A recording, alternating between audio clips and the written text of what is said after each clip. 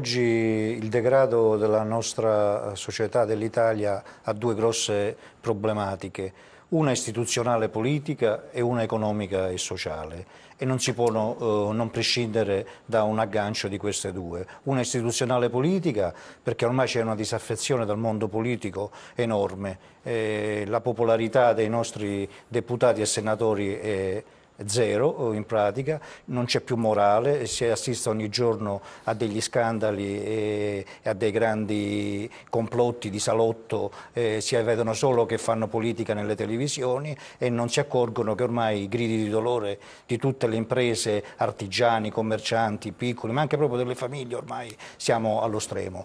E poi c'è un rilancio di una situazione economica sociale che doveva essere fatta dal governo Monti a prescindere, e non è stata fatta, anzi hanno pagato sempre pensionati e piccoli lavoratori, artigiani e dipendenti. Qui le votazioni ormai non danno neanche più una maggioranza, quindi ci sarebbe da rifare proprio tutto. Non c'è nessun tipo di ma non c'è nessuna prospettiva all'epoca, perché fa molto comodo essere nominati piuttosto che prendersi i voti e dar conto poi al territorio di quello che si fa, e quindi l'accesso a credito le banche non ci si più avvicinare perché non danno più soldi, e se li danno a quei pochi poi in pochi giorni pretendono il rientro di tutte ma dopo la questione banche andremo anche ad affronteremo, affrontarla, una fiscalità proprio insostenibile. Siamo il paese dove ci sono più tasse e si guadagna i netti più bassi d'Europa, e quindi gli imprenditori sono proprio alla canna del gas e non ce la fanno più e non sanno più a che santo rivolgersi se non andare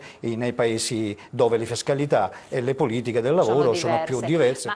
Su questa nuova manovra, quei pochi soldi che ci sono stati dati un po' di qua, un po' di là, e non aiutano nessuno. Ma mi vuole dire cosa rilanciamo di economia, dottoressa, con 10 euro in busta paga al mese in più al lavoratore, ma 200 all'anno? Che li spenderà per pagarli nella nuova formula allora, defiscalizziamo il costo del lavoro, leviamo l'IRAP, cerchiamo di dare un... Sentiremo, parlano di 200 euro al TG prima di all'anno. È una roba... Cioè, la pizza un anno rilanciamo i consumi, mi pare proprio una presa in giro. Io come da imprenditore e da presidente di associazione convoglierei tutte le risorse disponibili, capisco anche il momento difficile, ma in una prospettiva di creare occupazione e di cercare di sgravare il costo del lavoro per rendere più appetibile le imprese a fare il proprio lavoro, se no non se ne esce. Assolutamente.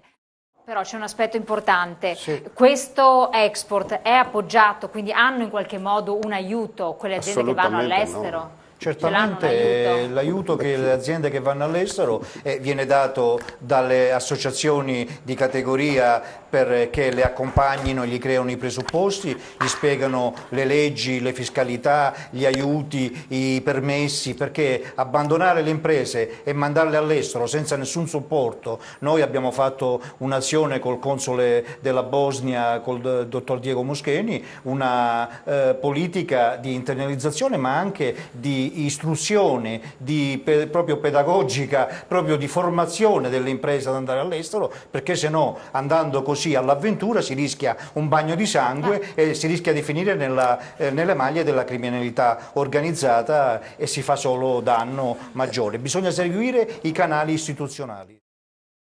Delocalizzare comunque non va bene solo per il profitto, specialmente se sono società finanziarie che non mirano a continuare a produrre ma solo a massimizzare il loro profitto. Però in questa sede io non posso non ricordare le centinaia di vittime, imprenditori che si sono suicidati pur di non arrivare, a quel punto.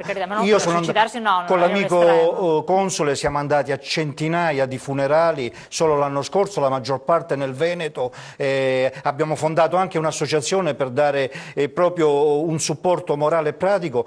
Ci sono moltissimi imprenditori che pur di resistere si sono tolti la vita per cercare di non arrivare a quel punto per dignità, perché non arrivavano più a pagare gli stipendi. Però non è che possiamo fare un campo, un cimitero di tutta l'Italia. Qui è il governo che si deve muovere. In queste morti sono morti politiche in cui il governo, lo Stato hanno le loro precise responsabilità morali. Bisogna aiutare anche l'imprenditore a rimanere in Italia, a continuare a lavorare e a produrre. Bisogna abbassare questo cuneo fiscale, bisogna cercare di togliere le tasse. Siamo al 50%. Ma questo lei è molto accorato e c'ha ragione, c'ha ragione. Perché sono imprenditore anch'io, no, e infatti, so oggi ma cosa mi costa arrivare a fine mese, devo decidere se pagare i contributi o pagare gli stipendi ai miei dipendenti.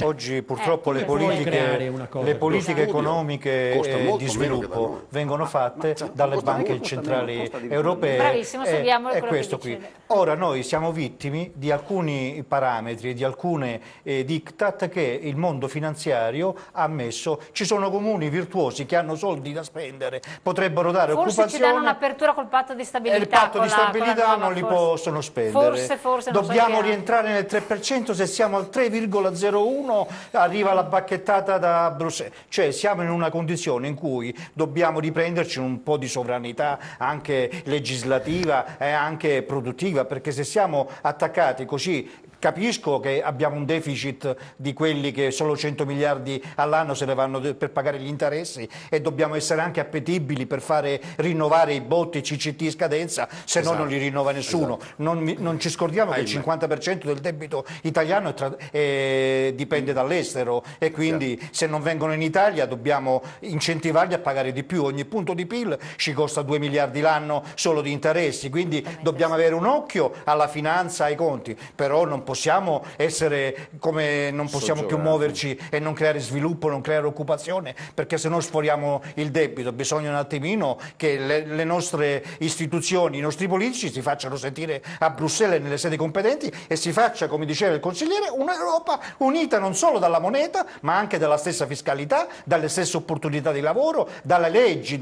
abbiamo una giustizia. Ma chi viene in Italia con 10 anni una causa civile per avere ragione di cose? Quindi non abbiamo le stesse opportunità e non ci saranno mai le condizioni per sviluppare e rilanciare l'Italia in queste condizioni. Non si vede una volontà di fare, perché io in vari convegni, in varie cose che abbiamo fatto e che ci siamo incontrati, vedo che anche i politici sanno perfettamente quali sono le priorità, quali sono i bisogni dell'Italia e degli italiani, le conoscono perfettamente, e se non le conoscevano in questo periodo di grida e di dolore le hanno imparate a conoscere. Quindi ormai non è più che noi dobbiamo dire o fare l'elenco di cosa serve per rilanciare l'Italia. Si sa benissimo cosa serve per rilanciare l'Italia. Sono 3-4 priorità in assoluto che il governo delle larghe intese, che poi è delle lunghe attese e dell'inefficienza, doveva fare. La legge elettorale, rilanciare subito un paio di iniziative di costo del lavoro e di cuneo fiscale, dare un po' di ossigeno alle imprese e lasciare un po' più di soldi nelle buste paga dei dipendenti. Quelle erano 2, 3, 4 cose che dovevano fare. Lo sanno perfettamente, ma la volontà politica è che ci sono delle cartelli elettorali totalmente all'opposto. Si fanno ancora le battaglie dell'IMU o non dell'IMU, si fanno ancora le battaglie dell'IVA o non dell'IVA. Intanto l'IVA è aumentata lo stesso. Intanto l'hanno aumentata, intanto l'IMU, la seconda rata, si chiamerà service tax, neanche più service tax. Di ieri la notizia che si chiamerà con un altro nome, non mi ricordo quale, è triste. Più si mescola e meno si riconosce. Però dicono che le somme, una volta era il teorema di Pitagora, che la somma del quadrato, cioè le somme delle varie aliquote sarà maggiore addirittura della IMU, della vecchia. Ma così sarà. Quindi dove siamo? Dobbiamo cercare di fare quelle 3-4 cose che è possibile fare. Molti speravamo nella novità di alcuni movimenti che non si vogliono chiamare partiti, che dovevano portare la grossa novità. Questa grossa novità non c'è stata, era un po' la speranza di molti italiani. Si sono tenuti fuori dal governare perché anzi, è troppo si sono tagliati in molti casi, ha ragione, si sono tagliati fuori dove potevano fare. Sì. Abbiamo fatto delle scenette comiche in Parlamento, ci sono delle risse che disonorano il Parlamento italiano a livello proprio di maleducazione e di verbi, di parolacce e di cose. Non si riesce neanche a eleggere il capo dello Stato, che si è dovuto... noi siamo in Repubblica presidenziale oggi come oggi, cioè la nostra Costituzione fortuna. è cambiata, cioè Re Giorgio e fa il governo, disfa e fa quello che vuole, senza che nessuno abbia votato per la Repubblica presidenziale, ma sono 2 anni che i governi, 3 anni che i governi li preparano a tavolino, perché le urne non riescono a darci una maggioranza precisa, quindi prima cosa legge elettorale, ma riescono a farla, speriamo, e dopo andare al voto sovrano del popolo. Credo che da soli non si va a nessuna parte, quindi dobbiamo remare come in una barca che deve arrivare al porto, tutti per la stessa direzione, noi imprenditori, i lavoratori, le associazioni, il sindacato, ma soprattutto le istituzioni e la politica. Noi abbiamo il compito di fare il nostro meglio e di fare rete, soprattutto di essere grandi, di essere numerosi, perché solo se si è in tanti si viene ascoltato a certi livelli a Roma. Noi come Associazione Non Liberi l'abbiamo fatta, abbiamo aderito a Confapri dialoga con tutti i partiti, può portare le istanze dei lavoratori, può portare le istanze dei datori di lavoro, così come del mondo dell'imprenditoria. Quindi solo essendo in tanti, facendo massa critica e proponendo, facendosi anche promotori delle realtà, delle istituzioni dove si vede, delle necessità, si può arrivare a qualcosa. Quindi dobbiamo continuare a credere che l'Italia sia una fucina di persone per bene, che sia una nazione dove nascono illustre persone, e che continui a mantenere questa linearità.